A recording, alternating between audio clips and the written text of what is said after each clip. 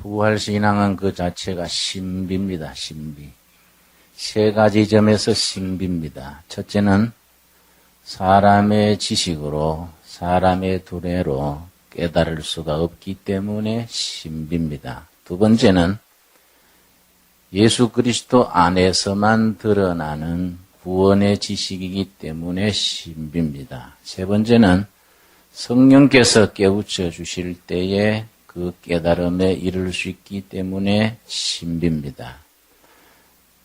예를 들어서 우리 주변에 있는 큰 종교, 불교, 유교, 기독교 세 종교를 비교할 때 본질적으로 차이가 있습니다. 그 차이점이 부활신앙, 복음의 신비를 드러냅니다. 첫째는 유교 같은 경우는 선비가 되는 자기 인격의 수양을 중심으로 합니다. 수신제가 치국평천하란 말 속에 유교의 이상이 들어있습니다. 자기를 수행해서 선비의 도를 따라갑니다. 불교는 참선하고 고행하고 수도를 통해서 자기 내면 속에 있는 불성을 깨달음에 이르게 합니다. 그래서 불교에서는 완전한 깨달음에 이르는 부처님의 경지에 이르는 해탈의 경지를 12단계로 세분을 해서 설명을 합니다. 석가모니께서 12단계를 완전히 거친 모범적인 경우고 우리 조상 원효 큰 스님은 11단계까지 올라간 분이라 해서 해동성자라고 부르면서 높입니다.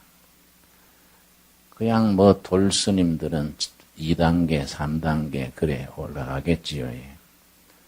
그런 차원과 기독교는 다릅니다. 수행이나 인격 수양을 통해서 이룰 수가 없는 하늘로서 임하는 계시, 신비 자체에 깨우침을 받아야 합니다.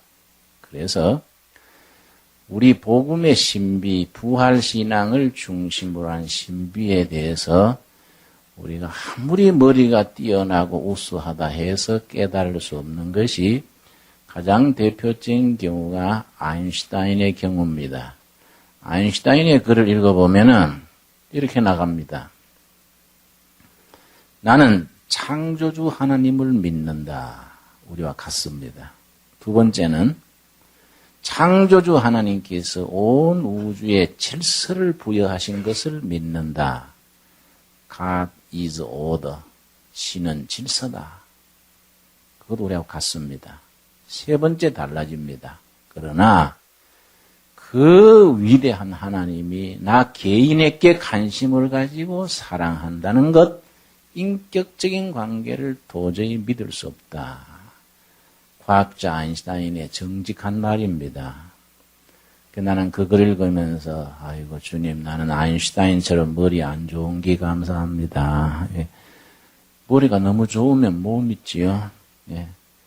둔한 것이 축복일 때가 많습니다. 신비라는 것은 믿어지는 겁니다. 믿어지는 겁니다. 여러분 부활신앙이 믿어진다는 것이 이게 축복입니다. 이게 믿어지지를 않습니다. 그래서 신학자들 중에도 독일의 루돌프 불트만이라는 유명한 신학자가 있는데 부활에 대해서 뭐라고 했냐면은 예수님이 부활했다는 사건 자체는 없어도 괜찮지 않느냐. 히스토리컬 팩트. 부활 사건 자체는 우리가 못 믿어도 중요한 건 뭐이냐? 부활에 담긴 영적 의미, 그거 알고 그걸 받아들이면 부활 사상으로서 가치 있는 거 아닌가. 그래서 부활 사건을 비신화한다. 부활 사건에 대한 신화적인 요소를 다 제하고 부활했다는 사건 자체는 없다고 치자. 그 부활에 담긴 의미가 중요하다. 예를 들어서 러시아의 톨스토이가 부활이라는 제목으로 소설을 썼습니다. 톨스토이의 3대 명작 중에 한 가지입니다. 자기 친구가 전해주는 실화 얘기를 듣고 그걸 바탕으로 성경의 부활신앙을 바탕으로 해서 쓴 소설이 부활이라는 제목의 소설입니다. 우리 뭐 학생 때 다 읽었을 테니까 설명이 필요 없겠습니다. 러시아 귀족 레프르돌프라는 귀족이 있는데 방탕했습니다. 아주 예쁜 아가씨 나타샤라는 종을 유혹을 해서 임신까지 시키고는 그냥 잊어버렸습니다. 뭐 방탕했던 사람이니까 그냥 지나간 겁니다. 그런데 나타샤는 임신하고 그걸로 쫓겨나고 올도 갈 데 없어서 매춘부까지 떨어졌습니다. 거기서 사람을 죽이게 됐습니다. 재판장에 섰는데 그때 레프르돌프가 배심원으로 참여를 했다가 보니까 자기 때문에 불행해진 여인이 그 주인공인 줄 알게 됐습니다. 그 마음에 갈등이 생겨서 내가 잘못했구나. 나 때문에 희생당한 이 나타샤를 구하는데 내가 전력을 다해야 되겠다. 백방으로 손을 써서 사형당하지 않게 하고 저 시베리아 유형수로 가게 만들었습니다. 시베리아 유형수로 가는 길에 레프르돌프가 뒤따라가면서 뒷바라지 해줍니다. 그런데 어떤 시골 여관방에서 하룻밤 잤습니다. 그 밤에 성경을 펴고 읽을 때에 예수님이 부활하신 사건을 읽으면서 나도 부활해야겠다. 허랑방탕하고 사람을 자기의 정욕의 도구로 삼고 하던 옛날의 습관은 십자가 밑에 묻어버리고 사람을 돕고 예수님의 사랑을 몸으로 사는 부활해야겠다. 이 부활이라는 소설의 내용입니다. 그래서 불트만이라는 신학자는 부활했다는 사건 자체가 없어도 못 믿어도 부활에 담긴 영적 의미를 우리가 살면은 부활신앙이 아니냐 그렇게 전개를 합니다. 그러나 그거는 고린도전서 15장에 의하면은 역적 같은 소리입니다. 고린도전서 15장은 바로 그걸 다루는 겁니다. 사도 바울이 그 당시에 그런 사람들이 있었다는 거예요. 고린도 교회 교인들 중에 너희들이 부활을 의심하는 사람들이 있구나. 예수님은 믿겠는데 부활은 못 믿겠다. 이런 사람들이 고린도 교회에 있었다는 겁니다. 그래서 고린도전서 15장이 부활에 대해서 가장 길게 깊게 쓰고 있습니다. 그래서 15장을 무슨 장이라 한다고요? 부활장입니다. 오늘은 성찬식이 있기 때문에 말씀을 짧게 하겠습니다. 이번 주간 여러분 고린도전서 15장을 읽고 또 읽으시고 전체가 58절로 되어 있습니다. 아주 긴 장 중에 하나입니다. 읽고 부활신앙이 여러분의 가슴에 실제 역사적인 사건으로서 다시 확인되고 재현되는 은혜를 누리시게 되기를 바랍니다.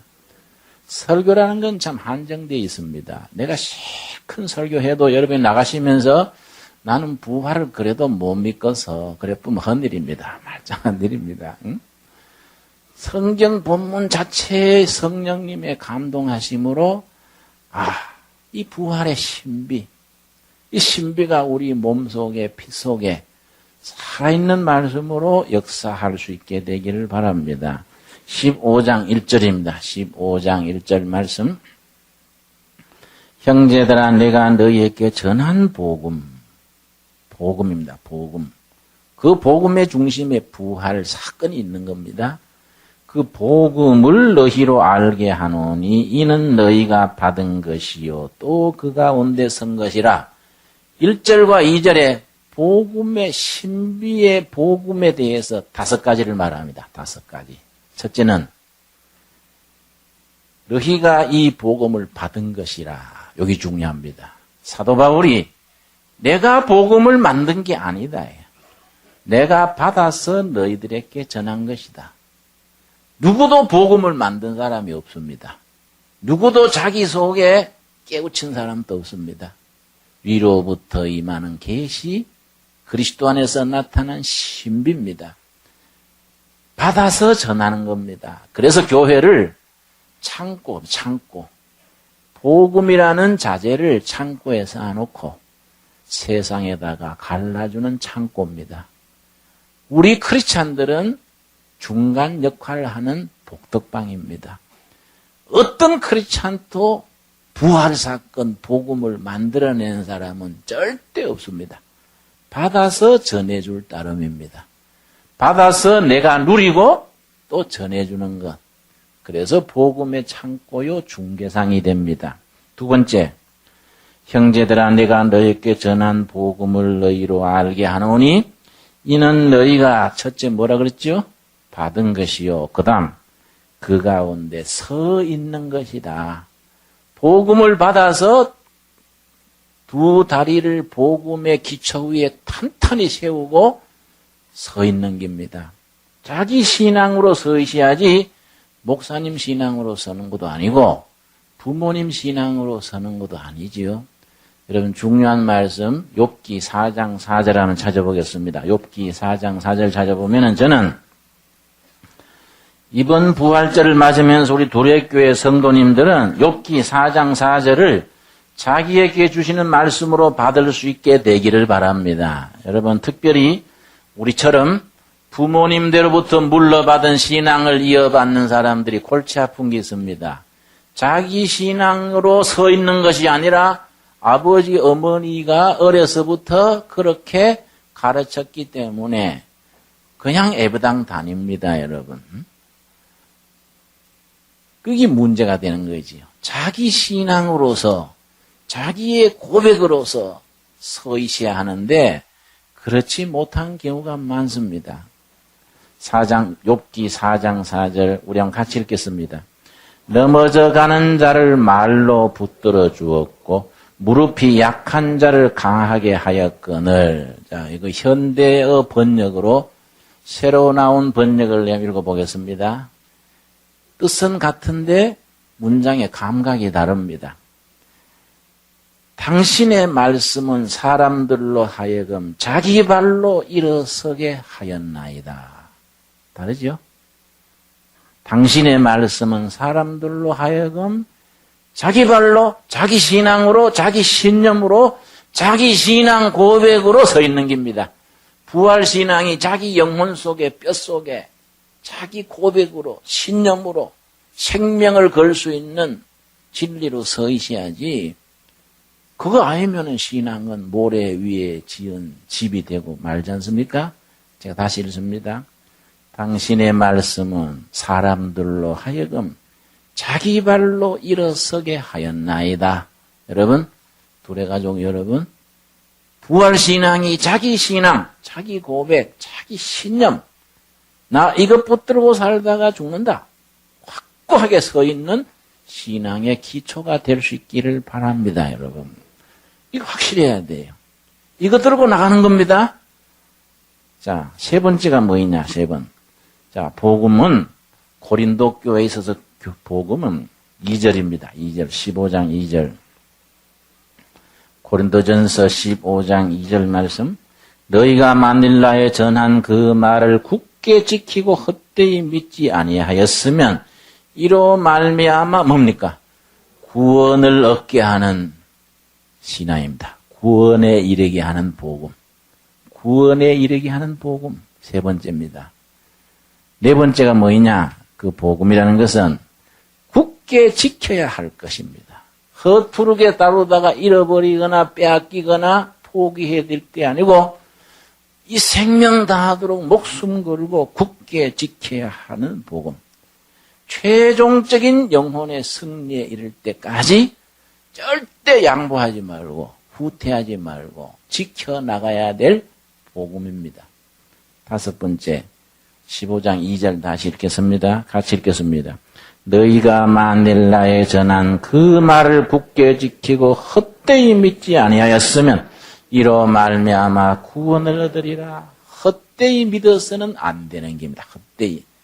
너무나 많은 성도들이 헛되이 믿습니다. 그래서 이번 수요일부터 몇 주간 동안 이단에 대한 우리 특별 공부를 합니다. 이번 수요일은 탁지원 소장입니까? 이단 전문하는 우리 교단의 사람이 있습니다. 이 요즘 너무 이단 사이비 교리가 선한 양들을 꼬십니다. 우리 교인 중에도 자매님 한 분이 심각하게 목사님 이 책을 좀 봐주십시오 하고 아주 진실하게 와서 갖다가 읽어달라 했는데 보니까 헷갈리는 책이에요. 응?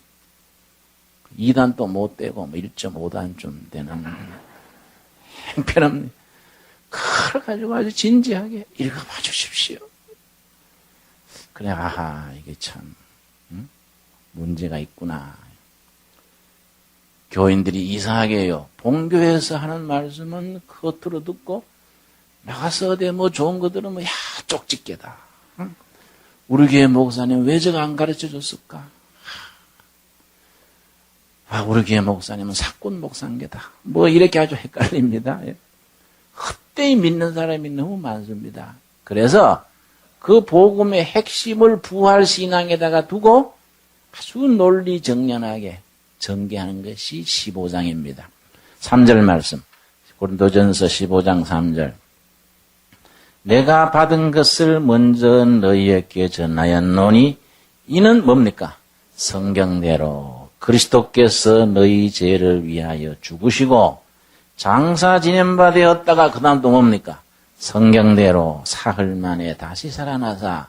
이때 성경은 신약 성경입니까? 구약 성경이겠습니까? 신약은 나오지 않았을 때니까 당연히 구약입니다. 사도 바울은 예수님이 갑자기 부활한 게 아니다. 오랜 조상 때부터 창세기, 욥기, 시편 부활을 예언하고 예언한 것이 성취된 것을 따릅니다. 지금 그걸 얘기합니다. 성경, 구약 성경에 예언된 대로 성취된 것이다. 가장 대표적인 것 호세아 6장 2절을 보겠습니다. 호세아 6장 2절 말씀 우리 천천히 찾겠습니다. 호세아 6장 2절에 우리 조상 때부터 예언된 말씀에 대한 한 대표적인 부분입니다. 6장 2절 말씀 1261페이지입니다.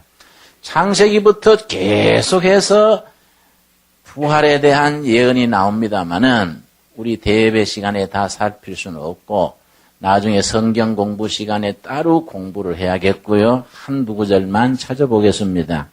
호세아 6장 2절 찾았습니까? 우리 같이 읽겠습니다. 여호와께서 이틀 후에 우리를 살리시며 제3일에 우리를 일으키시리니 우리가 그 앞에서 살리라. 제3일에 부활하실 것을 이렇게 얘기합니다. 예수님 자신이 뭐라고 말씀하셨냐면은 마태복음 12장 40절 보겠습니다. 예수님 자신이 자신의 부활하실 것을 요나의 이야기에 비추어서 말씀하십니다. 마태복음 12장 38절 먼저 보겠습니다. 마태복음 12장 38절 우리가 한 2시간쯤 시간을 내가지고 창세기부터 예수님의 고난과 십자가 부활에 대한 예언의 말씀을 찬찬히 찾아 읽으면은 그 자체가 참 은혜가 되고 신구약 성경을 하나로 꿰뚫어 볼 수가 있습니다. 자, 마태복음 12장 38절. 그때 서기관과 바리새인 중 몇 사람이 말하되 선생님이여 우리에게 표적 보여주시기를 원하이나이다. 유대인과 한국 사람이 닮은 점이 있습니다. 굉장히 보는 걸 좋아합니다. 간증 좋아하고요. 간증. 우리 연예인 2명이 우리 교회에서 간증하겠다. 그래서 간증할 테니 세워주세요. 그래서 내가 그냥 와서 예배 보소. 간증, 내 간증만 하면 됩니다. 뭘 자꾸 간증, 이 사람, 저 사람 들으면 헷갈리고요. 간증 좋아하고 표적 좋아합니다. 병 고쳐 주시면 믿겠습니다. 이럽니다. 표적 좋아하는 게 유대인이고 한국인입니다. 예수님한테 보여주십시오 했더니 39절.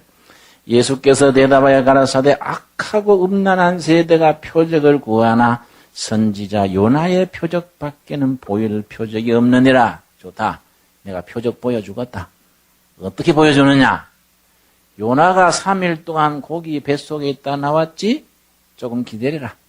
3일 동안 무덤에 있다가 나올 테니까. 그게 너희들이 앞으로 볼 표적이다. 자기 부활 사건을 표적 중에 표적으로 지금 소개하는 겁니다. 그래서 40절 같이 읽겠습니다. 요나가 밤낮 사흘을 큰 물고기 뱃속에 있었던 것 같이 인자도 밤낮 사흘을 땅속에 있으리라. 예수님이 3일 동안 무덤에 계시는 것을, 그래서 부활하신 것을 표적의 중심에 둡니다. 부활 사건은 기독교 신비의 가장 중심에 있습니다. 여러분, 이번 주간에 고린도전서 15장을 천천히 여러 번 읽으시고, 고린도전서 15장이 사도 바울이 그렇게 정성 들여서 쓴 15장의 부활의 진리가 우리 모두 자신의 것으로 고백되어지고 믿어지고 그렇게 살아가는 양식이 될 수 있기를 바랍니다. 기도하겠습니다. 주님 은혜를 감사드립니다. 역사적인 사건으로서, 살아있는 사건으로서 지금 우리 영혼 속에 다시 한번 되풀이되는 부활 사건이 되게 하여 주시옵시며, 그 부활 신앙의 두 발을 딛고 꿋꿋하게 일어서서 자기 신앙, 나의 신앙 고백, 내 비전, 내 신념을 가지고 세상을 살아가게 이끌어 주시옵소서. 예수님 이름 받들어 기도드려 사옵나이다. 아멘.